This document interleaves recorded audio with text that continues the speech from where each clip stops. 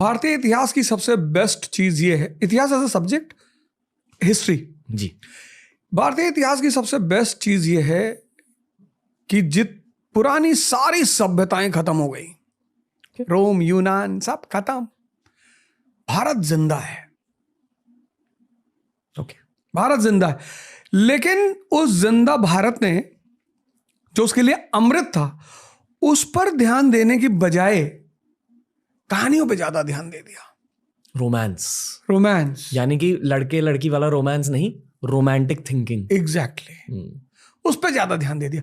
अगर वो भारत के जिंदा होने के और उसके महान होने की गाथा पे ध्यान देता ना, जो कि अब गवर्नमेंट करने को सोच रही है, इसको लेके बड़ा हो हल्ला मच रहा है, पर शायद ऐसा मुझे लगता है कि वो यही सोच रहे हैं कि उस भारत का जो अमरत्व का सिद्धांत है उसको फिर से जिंदा किया जाए। कैसे सोच रही है?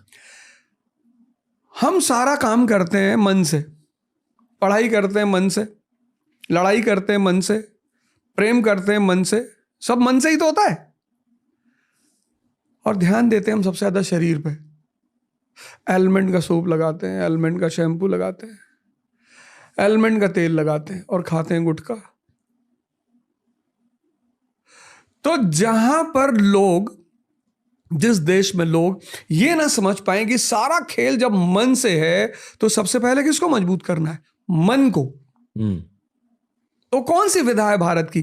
ध्यान, मेडिटेशन। महाअवतार बाबा, उन्हीं की तो फोटो लगी है। महाअवतार बाबा, उस ट्रेडिशन को जिंदा करना है, उस ट्रेडिशन को ध्यान। हमारे यहाँ ध्यान कौन करता है? जिसको कैंसर हो गया, जो बीमार है, उसको कहा जाता है कि ध्यान करने से बीमारी ठीक होती। ध्यान करने से मन ताकतवर होता है, और वही ताकतवर मन आपको प्रेम में बनाए रखेगा, आपको पढ़ाई में बनाए रखेगा, आपको पूजा में बनाए रखेगा। ध्यान करोगे आप बैठ के 2 घंटा, तो वो पुरानी गरिमा को, इतिहास को ध्यान देना चाहिए। वहां इतिहास ने ध्यान नहीं दिया, रोमांटिसिज्म पे ज्यादा ध्यान दिया उसने। Meditation is the gym for creativity. Exactly. Okay, और वर्स्ट चीज भी बतानी है आपको।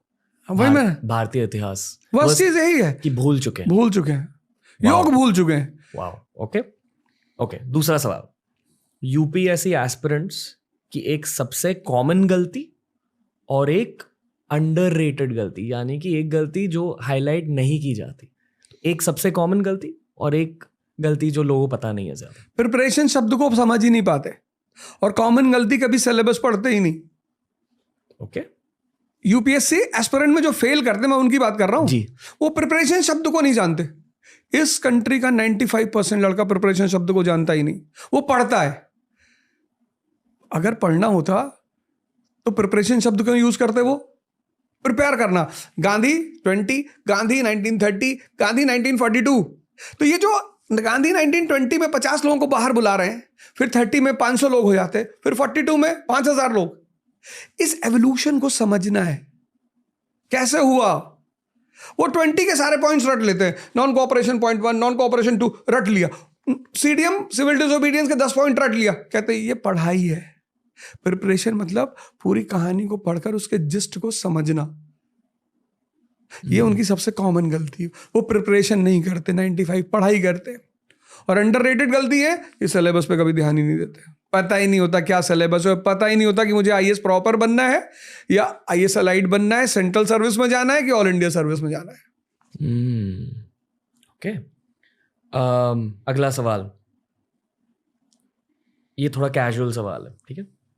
कहा जाता है कि कपड़े आपके पर्सनालिटी के एक मैनिफेस्टेशन होते हैं, एक ऑफशूट होते हैं। जो आपकी पर्सनालिटी होती है वैसे ही आपके कपड़े होते हैं, आपकी स्टाइल होती है।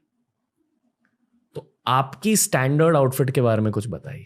गमछा, जो आज एक्सीडेंटली मैं ला नहीं पाया। नहीं कोई नहीं, पहली बार है जब मैं आपको इसके बिना एक्सीडेंटली आई फॉरगॉट गमछा लाना। पर मेरी पर्सनालिटी में गमछा है, और गमछा मुझे हर बात इस बात की याद दिलाता है कि जमीन से नहीं हटना है। जैसे टाई है, एरिस्टोक्रेसी का सिंबल है, गमछा जमीन का सिंबल है। तो मैं गमछा इसीलिए पहनता हूं कि मुझे हमेशा याद रहे कि मेरी शुरुआत जमीन से हुई, एक साधारण सी, तो वहां से कभी उठना नहीं है, क्योंकि जो भी जमीन से उठे उनका गिरना निश्चित है। एक गलतफहमी थी, अब तो ठीक है कि मैं कुछ अलग हूं। जिस दिन ये गलतफहमी दूर हुई, तब जाके कुछ हुआ जीवन में। जैसे लोग टैटू करवाते हैं वैसे ही आप गमछा पहनते हो। गमछा पहनता हूं। Okay, beautiful. अगर आपको यूपीएससी एग्जाम बदलने का पावर दिया जाए तो आप 3 बदलाव हमारे साथ शेयर कीजिए। आप क्या 3 बदलाव लाओगे? पहली बदलाव एज लिमिट में लाऊंगा। 21 से 25 से ज्यादा होनी ही नहीं चाहिए, होनी ही नहीं चाहिए। आप कई सारे स्टेट्स हैं 40 साल तक सिविल सर्विस की परीक्षा लेते हैं। 40 भैया 40 साल लड़का पढ़ेगा, फिर जीवन में भाई 25 तक वो एग्जाम दे ले, क्योंकि किसी भी फील्ड में स्टैब्लिश होने में 5 साल लगते हैं। तो 25 साल में जो बाहर हो गया उसके पास अगले 5 साल है अपने आप को खड़ा करने का। पहला बदलाव तो मैं करूंगा, एज लिमिट को एकदम वो कर दूंगा। दूसरा बदलाव मैं ये करूंगा कि मैं हिंदी को कंपलसरी करूंगा। ओके, लैंग्वेज पढ़नी ही चाहिए। लैंग्वेज जानना बुराई नहीं है, लैंग्वेज को थोपना बुराई है। मैं हिंदी को कंपलसरी करूं। इतनी प्यारी लैंग्वेज है, जैसे तो सारी है, मतलब किसी को कहना बहुत प्यारी है वो अगले आदमी से बायसनेस हो जाएगी। क्योंकि जब कहीं जाते हैं, language is a binding force. अभी हमारे देश में बाइंडिंगनेस मिसिंग है। हम कर्नाटका गए तो वहां का आदमी टूटा फूटा हिंदी बोलेगा। अब जैसे मैं अगर न्यूयॉर्क की सड़क पे टहल रहा हूं और कोई आदमी फोन पे बगल से बात करते हुए जा रहा है हिंदी में, तो definitely I will be attracted to that person. जी। तो एक तो मैं एज लिमिट बदलूंगा, दूसरा मैं हिंदी को बदलूंगा, और तीसरा जो सबसे बड़ी बदलाहट मैं वहां करूंगा वो ये करूंगा कि व्यक्ति को जब वो एग्जाम दे रहा है, इंटरव्यू तक जा रहा है, तो गवर्नमेंट इंटरव्यू के कैंडिडेट्स को कहीं ना कहीं सेट करने की कोशिश जरूर करे। कहीं प्रेफरेंस दे उन्हें कि ये भैया आईएएस का इंटरव्यू देकर आए हैं, क्योंकि आईएएस का इंटरव्यू दिया हुआ लड़का भी आईएएस से कम नहीं होता। तो ये 3 बदलाव मैं करूंगा। ओके, आपको लगता है बदलाव आने वाले? हो सकते हैं भगवान यहां से सरकार सुनेगी। होपफुली। ओके, अगला सवाल। अगर आपको देश का पीएम बनाया जाए तो आप क्या करोगे? आपकी 4 प्रायोरिटीज क्या होंगे? सबसे पहले तो मैं इस देश की एजुकेशन सिस्टम को बदलूंगा, जो मेरी पहली प्रायोरिटी होगी। और योगा और ध्यान कंपलसरी, मतलब आप फेल कर गए तो आप कुछ कर, क्वालिफाइंग पेपर होंगे ये। पहली बात, एजुकेशन अप्लाइड होगी। पहला काम मैं एजुकेशन पे करूंगा।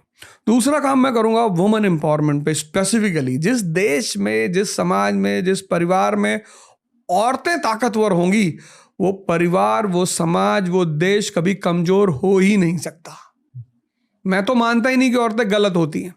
मेरा मानना है आदमी कमजोर होते हैं। ऐसे लोग कहते हैं ना भगवान हमारी नहीं सुनते। भगवान सुनेंगे जब आपकी इतनी बिसात हो कि आप उसको सुना लें। तो वैसे भी मैं वुमन और भगवान को दोनों साथ साथ ही रखता हूं। तीसरी बात,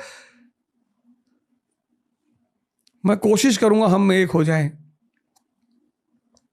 यूनिटी। भारत पाकिस्तान की बात कर रहा हूं मैं। अखंड यूनिटी। बड़ा नुकसान हुआ हम दोनों का, बहुत नुकसान हुआ। मतलब हमारी आने वाली जनरेशन जब कभी अंदाजा लगाएंगी तो शायद उन्हें एहसास होगा। और चौथी बात, अशोक की जो धम्म की नीति थी उसको मैं फिर से रीइंप्लीमेंट करूंगा। उसमें क्या था? Strengthening of unity in diversity. Bharat एक डाइवर्सिटी का मुल्क है ना, Kashmiri culture, Tamilian culture, Gujarati culture, Assamese culture. तो वो पहला आदमी था जिसको ये बात पकड़ में आई। अच्छा, डिफरेंसेस अगर समझ में ना आए कि क्यों हैं, जैसे मुसलमान बुर्का पहनता है उसकी औरतें, क्योंकि इस्लाम सऊदी अरेबिया में पैदा हुआ, वो डेजर्ट है। खाना और कपड़ा ये कल्चर का हिस्सा है, और कल्चर संबंधित है किससे? ज्योग्राफी से। सहारा डेजर्ट में आप सूट पहन के नहीं टहल सकते, और सहारा का आदमी पालक नहीं खा सकता। भाई इस्लाम में शराब पे पाबंदी है। वहां जो आदमी ओल्ड मॉन्ग पिएगा वो डेड मॉन्ग हो जाएगा। 50 डिग्री सेल्सियस टेम्परेचर है। तो शराब कंपलसरी का है रशिया में, क्योंकि -50 डिग्री सेल्सियस टेम्परेचर है। पॉर्क नहीं खा सकता सऊदीया का आदमी। तो फूड और ड्रेस ये कल्चर का पार्ट है, और कल्चर किससे प्रभावित होती है? ज्योग्राफी से। तो ये बात अशोक को पहले समझ में आई कि हमारी डिफरेंसेस जो हैं उसके रीजंस हैं, इसलिए नहीं कि हम दुश्मन हैं। तो फिर उसने एक सेट ऑफ रूल्स बनाए, उसको धम्मा बोलते हैं जी। ये करूंगा मैं। ओके, ये फिर से एक रैपिड सवाल है। इन शब्दों को सुनकर आप क्या सोचते हो? तो इन शब्दों को सुनकर आपको एक अलग शब्द कहना है, तुरंत बताना आपको। यूपीएससी, गैम्बल, हिस्ट्री, मजा, भारत, महान, शादी, शादी is a very Payas and religious act, प्यार, जरूरी है, कपड़े, मस्ट है, पर आपको सूट करने चाहिए, okay, style, gives you identity. Bollywood, Bollywood is very good when it brings Taare Zameen Par, when it brings three idiot, when it brings Rang De Basanti. तो it has a role, Bollywood has a role, the things which books can not do theatre will do. okay, तो Bollywood very good. Cricket. जलवा। अगला सवाल, आपके according सबसे stylish actor कौन है और क्यों? शाहरुख खान मुझे स्टाइलिश लगते हैं बहुत ज़्यादा। क्यों?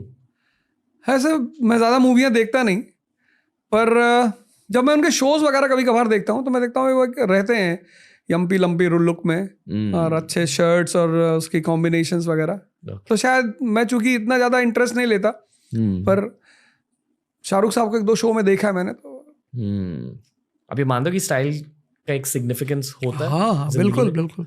Style is your encyclopedia. मतलब स्टाइल आपकी बहुत कुछ बताएगी आपके बारे में, आपका बैठने का तरीका, आपका बोलना, आपका हैंड रेज करना, तो वो सारी चीजें बहुत कुछ डिफाइन करती हैं। बहुत सारे लोग बहुत लेट सीखते हैं लाइफ में, बहुत सारे लोग इमिटेट करते हैं। Style is a inbuilt system. When you try to sit like Amitabh Bachchan, तो you lose everything. You should sit as per your mental status. जैसे आप अंदर से वीरता का भाव लिए बैठे हैं तो वो आपकी बॉडी से दिखाई पड़ना चाहिए। सिर्फ मूंछ बड़ी करके और घुमा लेने के और आंख टेढ़ी करके आप, वो बात ओरिजिनलिटी नहीं आएगी। ओके। अगला सवाल, जब आप घर पे बैठे हुए होते हो, जब आप चिल कर रहे होते हो, तो आप क्या पहनना पसंद करते हो? नहीं, मैं तो घर पे, मेरा वैसे फेवरेट जो वेयर है, जो आमतौर पे मैं बाहर भी पहनता हूँ, मैं ट्रैक में ही रहता हूँ। एथलीजर, हाँ, ट्रैक पैंट्स। बिल्कुल। ओके, क्यों? पर कंफर्ट। ओके, ठीक है। मैं तो पार्टीज में, शादी में चला जाता हूँ पहन के। एडिडास मेरा वो है, तो शादी वगैरह में चला जाता हूँ। बढ़िया। ओके, आपके जिंदगी में आपको सबसे बेस्ट एडवाइस किसने दी और वो एडवाइस क्या थी? सबसे बेस्ट एडवाइस मेरे पिता ने दी, और वो मेरे भगवान हैं।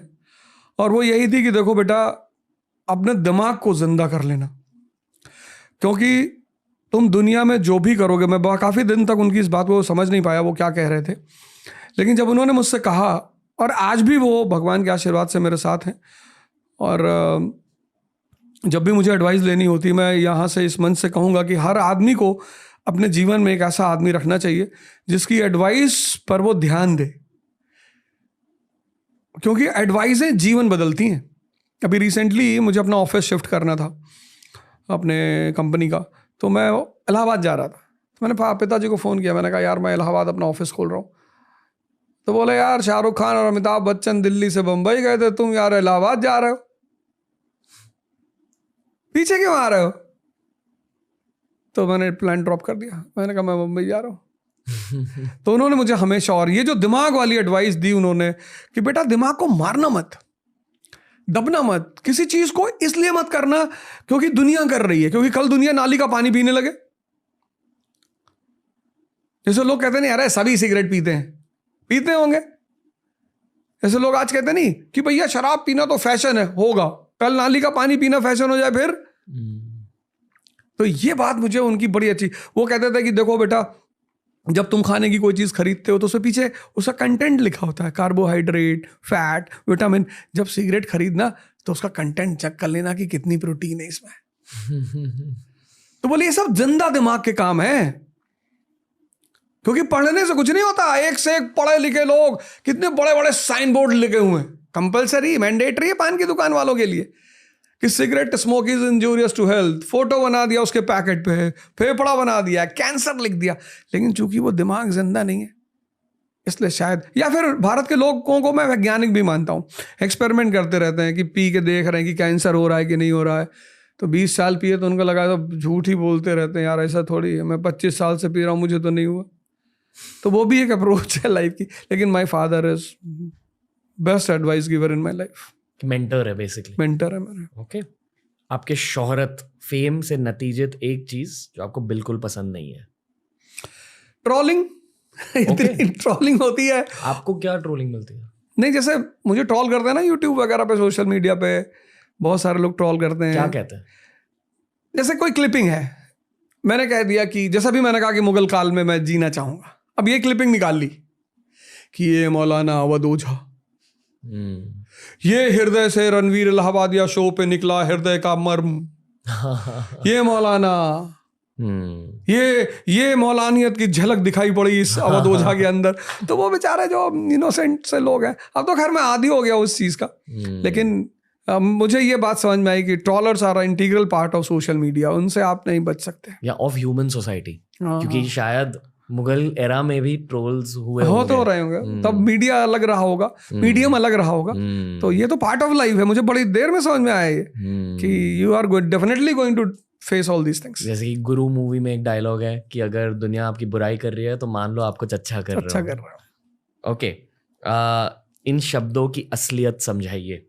मौत एक बहुत बड़ी सच्चाई है जिस पर कुछ बोला नहीं जा सकता। इसलिए नहीं बोला जा सकता, एक ही आदमी है जिसने मौत पे बोला है, वो है Socrates. He is the only person.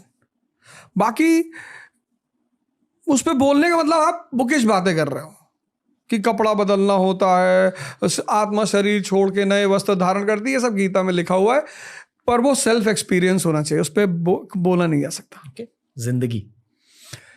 जिंदगी युद्ध है, वॉर, और अगर आपने उस वॉर में आपका कमांडर है आपका मन, अगर वो छिपकली देख के डरा तो आप गए, अगर वो कॉकरोच देख के डरा तो आप गए, अगर वो 4 लोगों की बात सुनकर डरा तो आप गए, क्योंकि अगर आपका कमांडर कमजोर